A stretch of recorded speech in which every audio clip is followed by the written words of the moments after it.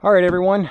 I have been fishing for the past 4 months out of this kayak exclusively ever since it first came out. This is the ePDL Plus 120 Pro from Old Town. It's their sportsman lineup, the actual latest kayak that they have released. And it came out this year in 2025 around the April time frame, or at least that's whenever it was released, March actually.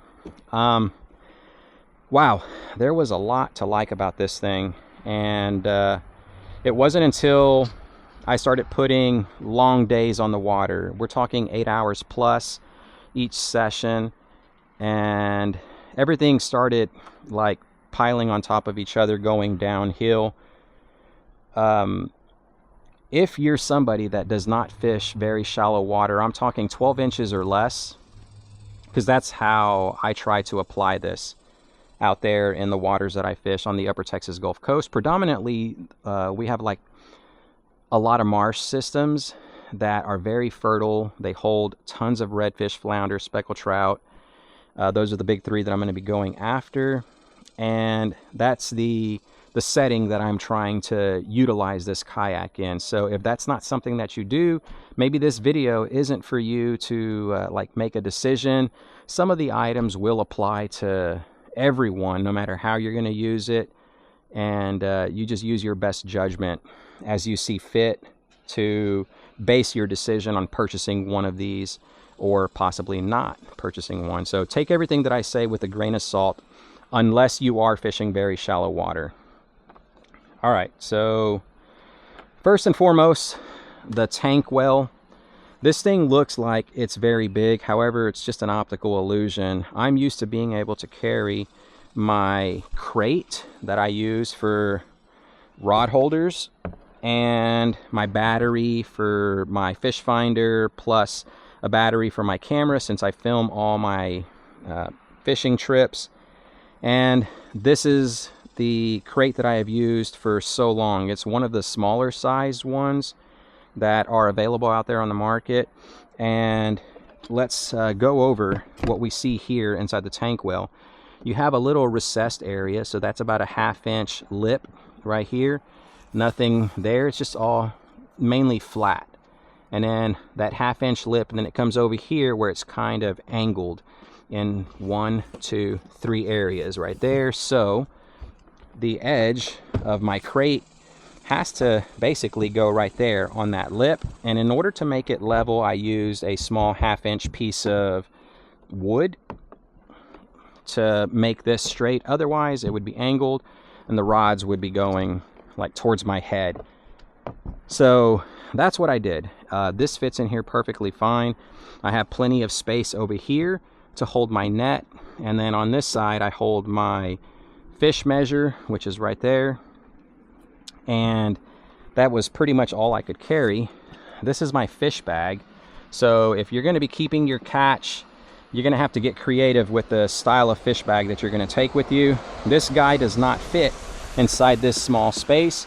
And if you're someone that says, well, duh, flip the crate like this, it's still not going to fit.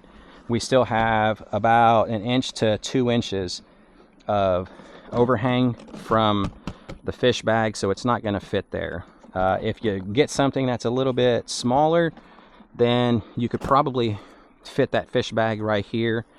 And that was just kind of a nuisance that we lost pretty much this section of space on my kayak. On the other one that I utilize from Old Town, they both fit inside there perfectly well. So it's just kind of annoying to have to do that. The next thing is a very small rudder. And when I say small, I'm not meaning its length, I'm just meaning the width of it.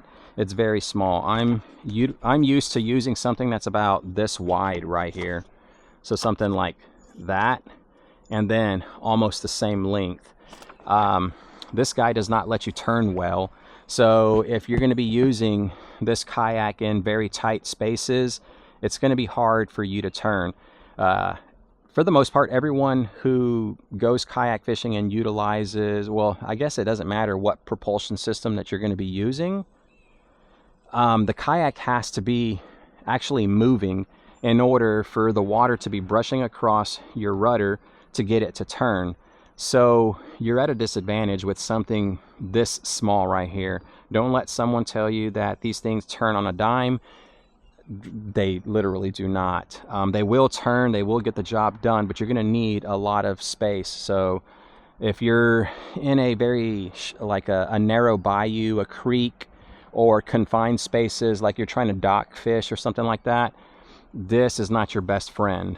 You will have to be using your hands, maybe the paddle plus pedaling, the paddle to keep you away from the edge of the dock to get this guy to continue, like, to get you turning.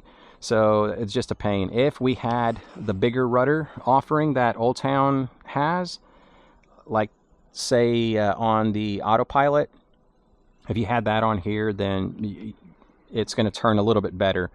In reverse, this guy just, yeah, zero turning whatsoever, no matter how hard I tried. Even if I was in open water, it just barely turns. I mean, yeah, I don't know what else to say about that, but just don't get your hopes up in thinking that you're going to be able to do like any 3-point parking turns or anything like that, because it's not going to happen with this fella right here.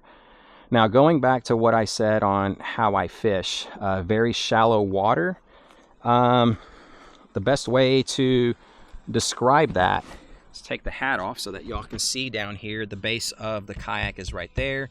You can see that you're overhanging a good 8 inches, 8 to 10 inches. And whenever I'm scooting through maybe 4 inches of water, that's going to be hitting the bottom. And so what happens is the rudder starts to come up in order to be able to scoot through very shallow water. Again, 6 to 4 inches of water. This kayak will still float and get you going through that. But when the rudder is in this position, it makes turning very difficult. It has to be straight up and down, and your ease of turning is there.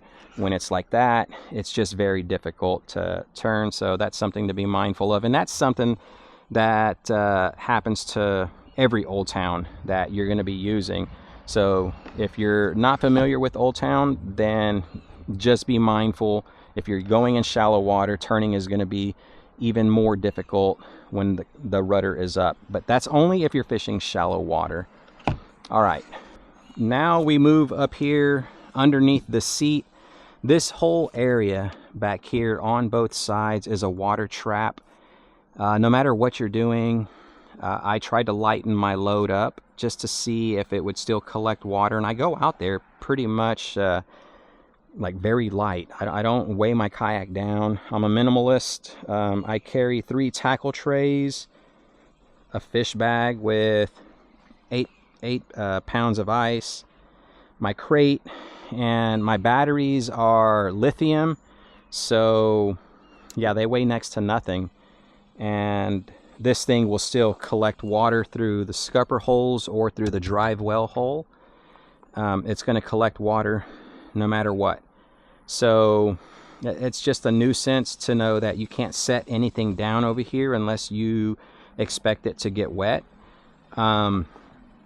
For those of you that are going to be using the rod holders, which I never did, because although in theory it seems like it's a great idea, the cockpit is already cramped as is, and we'll talk about that later. But rods coming through here and then setting right here, yeah, if you're using spinning reels, sometimes they will have a tendency to dangle inside that water, and I didn't even want to find out if that would possibly happen. I did run my rods through here once just to see what it was like, and I did not like it. There was little to no room up here for my feet, and it was just a nuisance trying to pull them in and out, being so cramped, working with so little space right here in between the seat. So y'all can kind of get a look at that. Yeah, just too tight. Going back to water down here, you would naturally think, let's remove the seat and talk about this. You would think that whenever you got to flat ground, the water would just drain out through any of the 6 scuppers that you have over here, and it does not. You could even lift from the rear forward, some of the water, quite a bit of it will empty out over here, but that's a pain to have to come back here and then lift it forward just to get the water out. The easiest thing to do is, once you empty the kayak of all its contents, the motor, the seat, and all your other accessories, my crate stays in there full time. I turn it sideways, so it's on the deck. I'll grab the handle over here. I usually have a fish finder right here, and then I have two little holders for my stakeout pole, and you turn it sideways. With these gear tracks being so close to the side on the gunnel, let's imagine that we have this thing turned sideways and this is the ground. My fish finder would be right here, and you can see that it's going to hit the ground and cause it to start shifting inwards. So I never turned it to this side when trying to empty the water of it. And then also when you get like on a rough day or it rains out there and you get the rod holders full of water, you have no choice but to basically turn this thing. And what I found is, if you mount any accessories on here that are going to be fragile or delicate, you got to watch out, because they're going to hit the ground. This one popped out, and I had it pretty tight. Whenever I got the water out from the rod holders and inside the cockpit, it popped my accessory out, and that's just attributed to the fact that the gear track is so close to the ground. Now this is just a common sense thing, so just be mindful of it. Get the water out as best you possibly can. But for a kayak that's going to cost as much as this one does, which is onwards of $6,000, yeah, you would think that it wouldn't collect water at all, that when it's flat the water would just basically drain back out. But yeah, it doesn't, and so it being a water trap is just kind of a nuisance. Water's always going to constantly stay over here inside these gear tracks that goes underneath the sled for the seat. So what you have down here, which is recessed with the plastic, which means that you're going to have to flip this thing one way or another to get the water out of there, unless you don't mind salt water staying there, which bad things happen when salt water sits forever. Yeah, it's just going to be nasty. Now let's talk about the seat rail itself. The time that it takes to lock this thing into place, for me, this is where I normally keep it, because I'm 5'7", very short person, my legs are short, and so this is where I have to position it in order to reach the pedals. I'm going to show y'all just how small this wide open cockpit it truly is once you're trying to fish. So this is what you have to work with right here. I barely have enough space to utilize these scupper holes right here. You got two more over here, which more often than not, these were the ones that I use to anchor myself down in less than 12 inches of water. Just because this one would constantly be hitting my legs if I tried to use it. It was just always in the way. With the motor down, it's going to be perfectly fine. But this, again, you got to take into consideration, this is utilizing the kayak in deeper water. Let's go underneath. Take the hat off really quick to kind of show y'all the space that we're working with underneath here, and how much space you truly need in order to fish.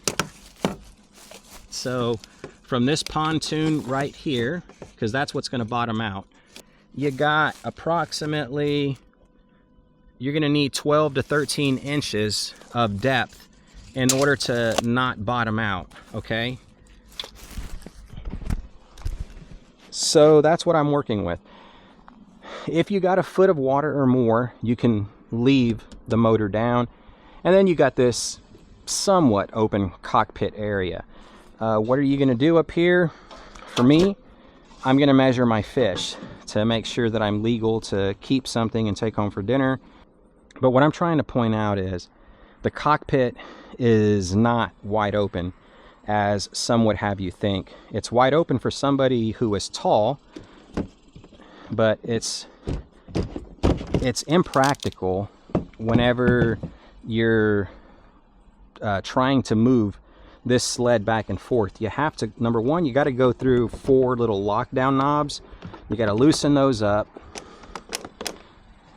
push it as far back as you can, which is right there, and then now your seat gets locked back down right there, and essentially you've only gained, let me show y'all,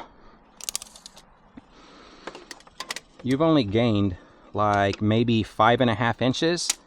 So if the seat isn't on here, yes, you got a wide open cockpit, but with the seat being on here in its furthest back position and the pedal drive down, you only have this much space. Now imagine trying to do all of this if you were utilizing the horizontal rod holders, and then now you got rods going through here. You have to have your feet down here. You can get an idea of how packed this kayak truly is. So that was one of the things that I ran into. And then if I wanted to start pedaling again, then I would have to not remove the seat, but I would leave the seat on, reach down below, loosen these guys again, or if you opted just to leave them loose, which probably what I would do, then you go back forward, and you have to find that spot where your legs are. This is just very time consuming, y'all. I did not like it. It was very impractical. So I opted just to always leave it locked in this position right here. I did try to leave it in the very far back position whenever I could leave the motor down. If it was deep enough, I would turn the motor on, put it on cruise, and I would be trolling it around, 1 to 3 miles an hour, wherever it was that I was fishing. And I was all the way in the far back position. My legs didn't have to reach because the motor basically took care of me. And it was fun. But then when you have to pull the motor up or not pull the motor up, I'm sorry. When you have to start pedaling the motor, then you have to go through the painful process of actually scooting forward, locking it back down. It's just a pain.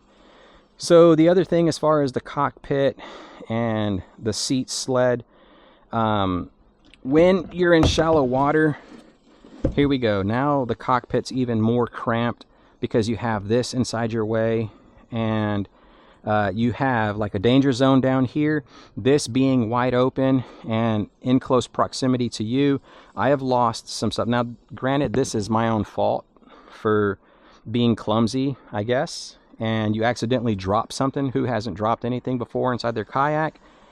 Well, I've lost quite a bit of stuff through here, from lures to pliers, scissors,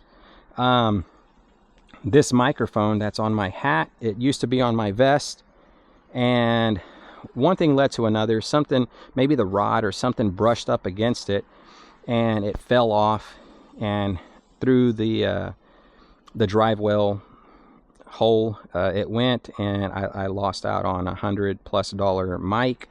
So I had to go buy another one, and now I keep it right here on the side of my hat. But the picture that I'm trying to paint is you're in very close proximity, and this goes without saying for all of Old Town's PDL drives, whether it's the ePDL or just a plain PDL.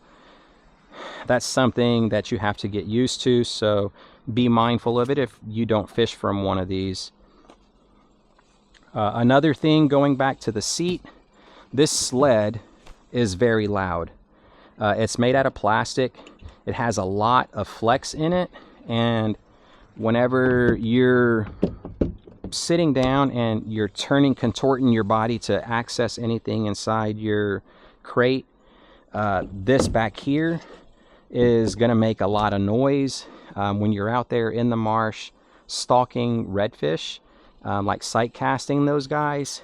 You got to be super quiet. This thing has spooked so many fish for me that it was just painful. Now, I had some viewers tell me, like, hey, why don't you just take like a pool noodle or the black foam that they use to insulate air conditioning lines or water pipes, and you can put that back here, and yeah, it will work. But my thing is, why should you have to do that for a kayak that costs $6,000? You shouldn't have to do that. So in theory, this thing looked pretty awesome. I thought it was going to be great. I like the idea of being able to possibly remove your seat and go out there with just a completely open cockpit. But that's basically where it ended, just in thought, because when you actually try to apply it out there, you're going to quickly find that it's just loud. It's impractical to constantly move back and forth because you have those knobs. I would just basically prefer Old Town's old method of the like pressure release knobs. You basically pull it up, it's spring loaded, you move wherever you want it to go, and then you let it go, and it locks into these pre-positioned holes in place. And that was just a lot faster, in my opinion. Now, what you do gain is a lot of space underneath your seat, but very hard to access it through this right here, small little gap, or the gaps on the side of your seat right here. You can kind of reach down under if you want. I can't tell you how many fish have fell down and went under the seat. That was a pain to have to get them out. Another item with the seat is there's zero lumbar support. It's a very comfortable seat if you ain't got a pedal, because something similar is on my Autopilot 120, and it's very comfortable. I can spend 8+ hours any given day on this seat, but once the drive is down and you're now having to exert force against those pedals, it kind of pushes you back into the seat. And through the course of 5+ hours on the day of fishing, you kind of, at least I do, I'm 50 years old, and I wish that I had lumbar support, because once these things start to get broken in, the back, your seat back, your back itself being pressed hard into this seat back, depending on how fast you're trying to pedal, your back starts to hurt. So that's something that I wished I had as well for the seat itself. So now this is going to be very touchy, but I mean, it'll be touchy for some. If you're like me, I just do not like Old Town's like PDL drive systems. I never have. It's the main reason why no matter how many kayaks Old Town has given me with the PDL drives, I don't keep them. They are very inefficient. That's the best word that I could use. And what I mean by that is, when you're pedaling and you're going, all right, let's take a look down here. You can see that when you're pedaling, you can see that the prop is going. The minute that you stop pedaling, you're going to lose all forward momentum, because the water is going to be brushing up against this right here, even if it's in the straight up and down position, which you won't even know because you don't have eyes underwater. So sometimes the prop will stop right there. It's instant drag. And if the best way to see that is if you're going fast and you're pedaling, then you stop. Sometimes the drive will have a tendency to go in reverse, but usually it's not with the ePDL drive, because the gearing is so stiff in there that it takes some effort to get this guy moving. I don't know if y'all can hear that. All right, so in reverse, it's a lot harder to pedal, but it's inefficient. It doesn't let you glide through the water. And so if you're on a long trek and you get tired, you stop pedaling, it's just inefficient. That's only if you buy the Pro version with the regular ePDL.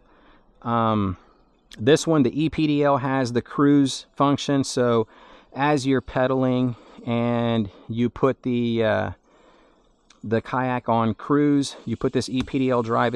Think of an e-bike. It's just to assist you in moving in your propulsion forward. So if you put it in cruise, then you ain't got to worry about inefficiency or anything like that. But aside of that, we go back to this drive system right here, on how deep the water has to be in order for you to keep the drive down.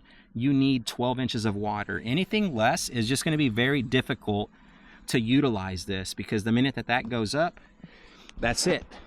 That's where all the pros of having this drive system just go out the window, because now you're going to have to either pick up the paddle or a push pole stick, and you no longer get to take advantage of this electronic motor.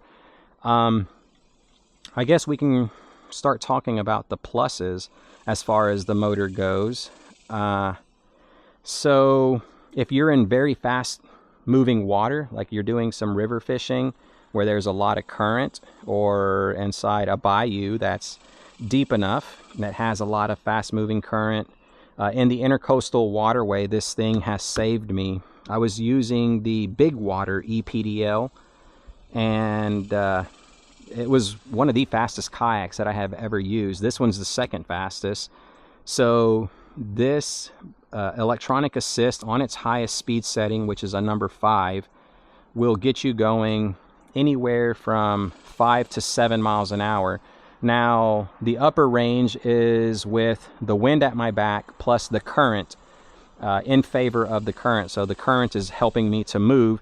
We can achieve 6.8, 7 miles an hour, and you'll get to where you need to go very fast. But when you're moving against the current, and I'm talking, we were in some very fast currents, and the ePDL drive at its highest setting allowed me to slowly putt along at like maybe 1 mile an hour, and I'm full force laying into the pedal drive. The pedal drive is helping me as best I can. To give you a picture, if I were to stop pedaling, I'm gone with that fast moving current. So this definitely helps out. The other thing with the drive is it utilizes a 36 volt system, and that thing, I've never ran the battery dead on the big water ePDL or this one right here. That battery will last all day. It's very efficient, and usually if I don't have to push pull or pedal this thing myself, it's always being utilized as just a straight up motor when I was using it as such, and I never came close to draining this thing. I don't think I even put it below 50% power, and my trips are usually 8 hours. During that time, I am possibly going 12 to 14 miles an hour, like my entire trip. Yeah, I got nothing but good things to say as far as its efficiency by way of the battery and utilizing the motor itself. So nothing but good things to say about that. Again, only if you're 12 inches of water or deeper. In the marsh systems, it being 6 inches or less, I just cannot utilize this. So it's just a hard sell for me. So I guess the final con to this kayak, as it pertains to my style of fishing, is only having rudder control on one side, which is going to be for your left hand.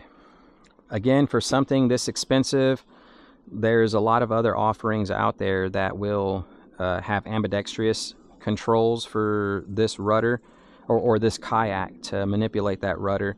I fish with the rod in my left hand, so as I'm fishing, if my kayak starts veering to one direction or another and I need to correct for that, I have to switch hands, make the adjustment, then come back over and start fishing again. It's a pain. For something that's this expensive, I would think that you would have it on both sides.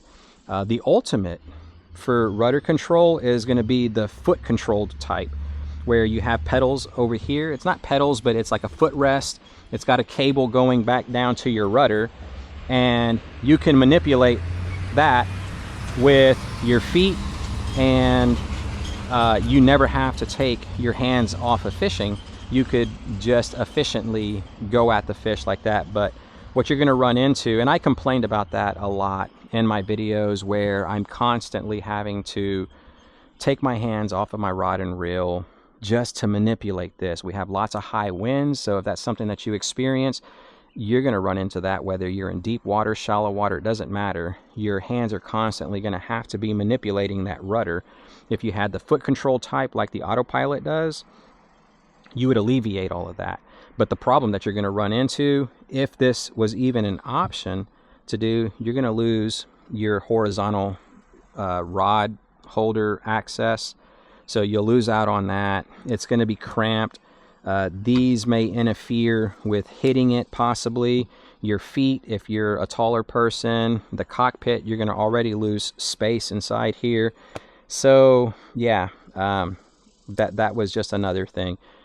At least putting dual access to the rudder on both sides, then it would help out those of you who are holding the rod in your left hand. So that was just another thing. All right, now what did I love about the kayak?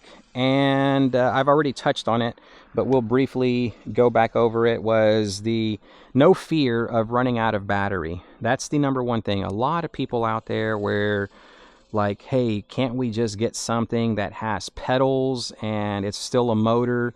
And that way, if your battery dies, you don't have to worry about that because you have pedals that you can continue going. Old Town did that. Their research and development, I mean, this thing was years and years of R&D, and this is what they came out with. I mean, it is very streamlined. It's beautiful. If you're fishing deep water and you're able to just keep the drive system down the entire time, well, every bit of water is now opened up to you, because if you're tired, if it's a hot summer day, you can just go forever without fear of running out of battery. Because if you do, well, you got these good old trusty pedals, which the way they are geared, you're going to be able to go on average 3 to 4 miles an hour, depending on your level of fitness. But you don't have to worry about running out of battery power. This motor is going to allow you to expand on the distance that you want to fish. So taking a look at these rails, I think these are like 36 inches, and you got one on each side in the tank well area. You have one on each side for the cockpit area, and then you have a smaller one over here where the handle is, which this was a con that I had that I didn't go over. It's very awkward, and the way it's placed, and you're trying to carry this thing, or you're trying to reach up if you car top, trying to grab this and then be on the deck, it's just in a very bad space. But okay, we go back to the rails themselves. You have so much gear track on this kayak that you can customize it almost like there's infinite options to be able to fix this the way you want it and be able to fish it efficiently for your style. That's one of the things that I truly loved about it. So, you know, just mounting anything and everything that you can think of. My stakeout pole was over here, and the handle for that stakeout pole was right here within arm's reach.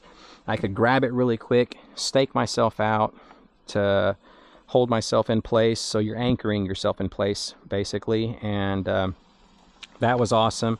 Your fish finder can go anywhere over here, however far forward you want it. You can put a camera mount here, you can put a camera mount up here, which is, I think that's what most everybody would possibly use this one for. Otherwise, I just really can't think of why you would use this gear track over here, but it's there if you want it. And so the picture that I'm trying to paint is accessorizing it is going to be pretty easy if you know, it's going to be pretty easy to do with all these gear tracks. The other thing, as far as attaching accessories, you've got these little, this is a standard like 4-bolt system.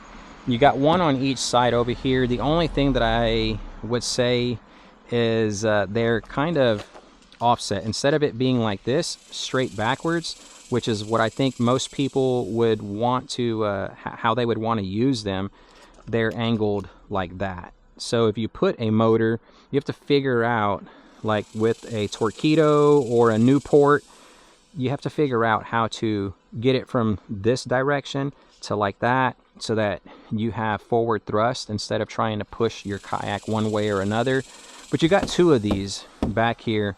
You can put like a micro anchor back here.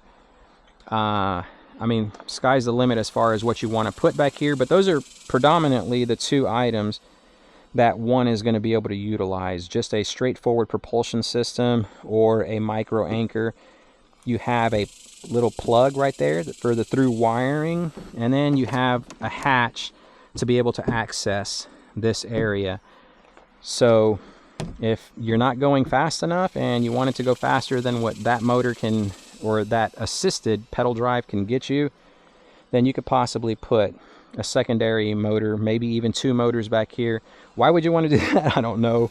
It's going to weigh the end of the kayak down. You're going to have water inside here. It's going to take up some of your total capacity. But you do have that option over there. And then we come to the front, and you still have that same 4-bolt like mounting system. And this up here, I'm going to say, is going to be used for something with spot lock. And if you're someone that wants true hands-free fishing, you're going to utilize this to get you to where you need to go. Then it's going to come up, and then you're going to have like a Minn Kota or one of the competitor brands with that anchoring technology by way of the like GPS satellites. You can mount that up here, and now you have taken this fishing craft from having a lot of issues, at least for my issues, as it pertains to me. All those cons are null and void with the use of a Minn Kota and spot lock technology.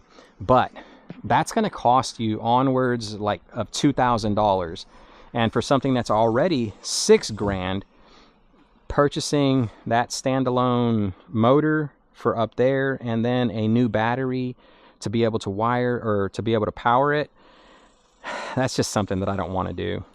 So if you already have one of those trolling motors then and the battery, then sky's the limit. This platform, whether it's going to be the ePDL version or just a regular PDL version, you're going to have one heck of a fishing machine. It also has the through hole wiring right there to be able to go from up here. You can possibly store a battery down below this hatch, which it's a little bit bigger. It was never an issue to me, their old hatch system.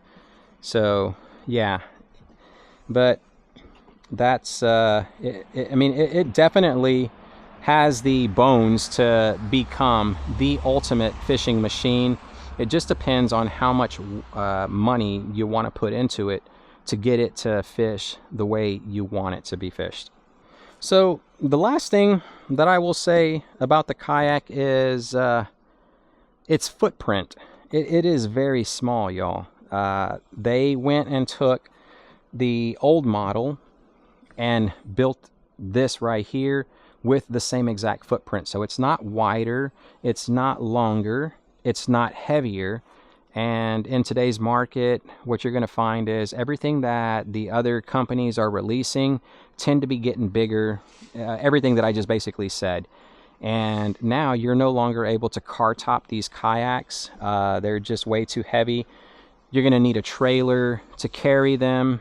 And what Old Town did is nothing short of amazing as far as keeping the same old footprint. I think with a few tweaks for this particular model right here, it could possibly become a great shallow flats, shallow water marsh kayak.